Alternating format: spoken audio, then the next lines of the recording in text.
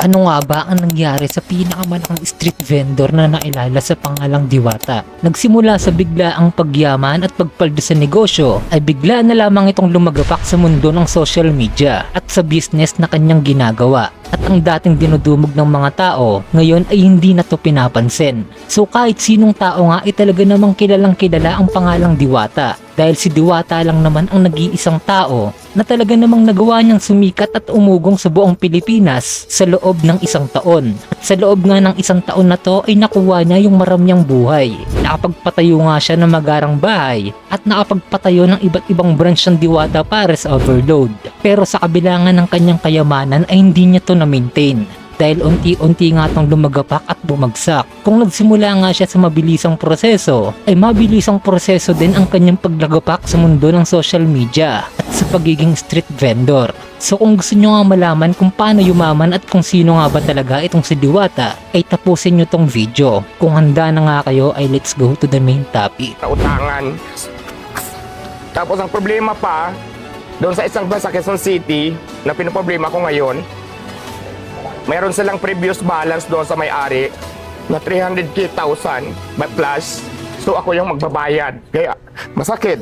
Imbis na kumita ako, wala talaga akong kinita. So ako pa yung nag-sacrifice, ako pa yung nautangan. So disappointed. Si Deo Harito Balbuena o mas nakilala natin sa pangalang Diwata na isang social media influencer at isang biggest street vendor sa buong Pilipinas ay nakatira sa Samar. Sa kanyang pamumuhay nga sa probinsya ay talaga namang nahirapan nga siya dito sa buhay. Kaya naman nag-decide itong si Diwata sa edad na 17 years old na lumuwas at pumuntang Manila para iahon niya ang kanyang pamilya sa kahirapan at magkaroon siya ng magandang buhay. Pero sa pagtungtong niya nga sa Manila ay talaga namang nagulanta nga siya sa pamumuhay dito dahil hindi nga naging madali sa kanya na humanap ng maayos na trabaho. Kaya naman umabot siya sa point na tumira to sa ilalim ng tulay.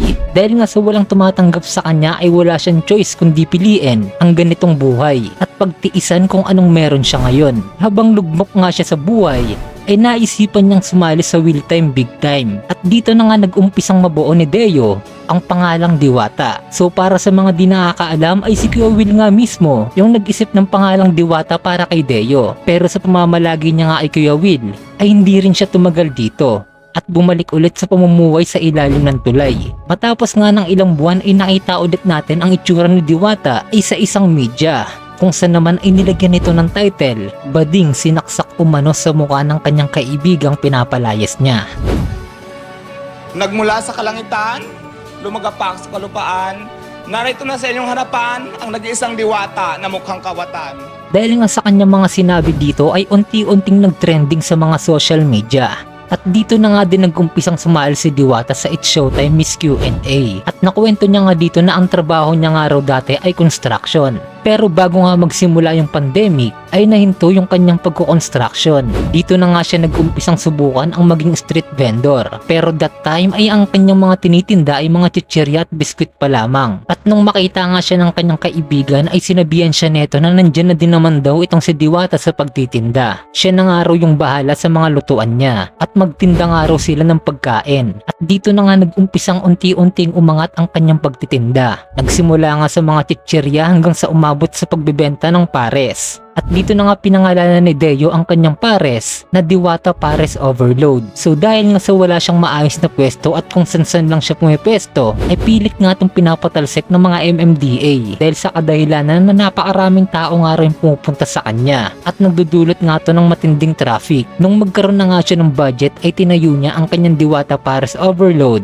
ay sa lugar ng Pasay. Dito nga ay talaga namang dinudumog siya ng napakaraming tao. At maliban nga dito ay nagpupuntahan din yung mga sikat na vlogger. According nga sa mga ibang vlogger ay hindi nga raw masarap yung kanyang pares. Pero ang unang pambabash nga sa kanyang pares ay hindi to umubra at patuloy pa rin tong umuugong at nakikilala. Dahil nga sa tindi ng kasikatan ni Diwata ay napakarami ring vlogger na dahil sa kanya ay talaga namang sumisikat din ng todo. So ganito nga talaga katindi yung pangalang Diwata during that time. Kayang-kaya niya ngang humatak ng isang taong maliit na vlogger papunta sa malaking vlogger. Sa kabilangan ng napakaraming vlogger na pumupunta sa kanya ay hindi niya to pinapansin. Sa pag-ugo nga ng pangalan netong si Diwata ay pinuntahan siya ni Rosmar at binigyan siya neto ng 1 milyon at isang house and lot. At itong si Awit naman ay binigyan din siya ng pera para gamitin din sa kasikatan. Pero nakapokus pa nga rin dito si Diwata sa kanyang pares na business. At unti-unti ngang na-realize ni Diwata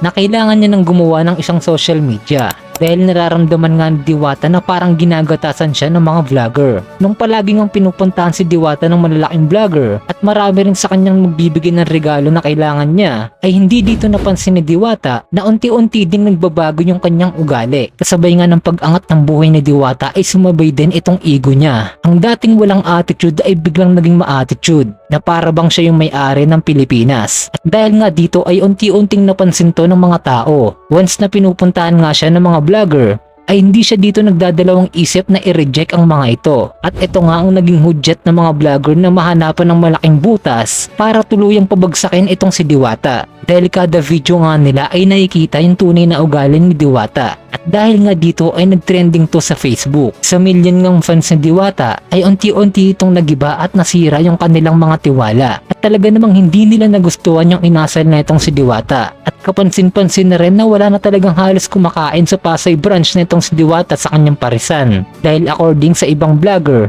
ay hindi nga rin malinis yung pares neto. At ito nga yung naging dahilan kung bakit mas lalong naging mainit yung ulo ni Diwata sa mga vlogger dito. At unti-unti na namang nagbago yung ugali ni Diwata nung time na tumakbo siya sa isang politiko. Dito nga ay patuloy niyang sinusulong ang vendors party list. Sa pagbabago nga ng kanyang ugali, ay bigla nga itong naging mabait sa mga tao. Pero huli na nga dito ang lahat. Kung dating hinahabol siya ng mga tao, ay wala na itong paki sa kanya ngayon. Dahil si Diwata na ngayon naghahabol sa mga tao para magpa-picture. Hindi nga umubra ang ginawa ni Diwata at mas lalong dumami yung kanyang mga basher. Maninindang Pilipino na alam ko po na marami ng party list pero ang vendors po kasi wala pa po talagang nagre-represent para po magkaroon ng boses ang bawat maninindang Pilipino. Kaya po nandito kami ngayon para tumayo bilang isang boses ng bawat maninindang Pilipino. Sinabi nga sa isang comment na isang basher ay kawawa naman daw ang party list netong si Diwata at hindi man lang daw to nakapasok sa top 50. At ayan nga daw yung napapala ng mayabang. At sinagot nga ito ni Diwata ng isang mura. At sinabing mananatili nga daw sila bilang inggitero. So napakarami pa ang komento patungkol kay Diwata. At dito na nga nag-umpisang bumagsak ang kinikilalang Pares Queen Overload. Ang biglaang pag-angat sa buhay ay ang biglaang ding pagkabagsak dahil sa pagkasilaw sa kayamanan na nagiging sanhi ng isang kayabangan. I don't care. Wala akong pakialam sa inyo. Kung basher kayo, basher is basher. Kasi tandaan nyo yan. At the end of the day, kahit katiting sa buhay ko, wala kayong naitulong para magpa-apekto ako sa inyo. Wala bukod sa panghilan yung pababa, may iba pa ba kayo nagawa sa kapwa na kabutihan? Diba wala? At ganito nga ang naging buhay ni Deo Harito Balbuena o mas kilala sa pangalang Diwata. So nagustuhan nyo ba tong video natin? Kung oo ay mag-iwan naman ng like sa ating video. So 1 subs, 1 topic. I-comment nyo na lang sa ating video kung ano yung gusto nyong i-topic natin. So yun lang.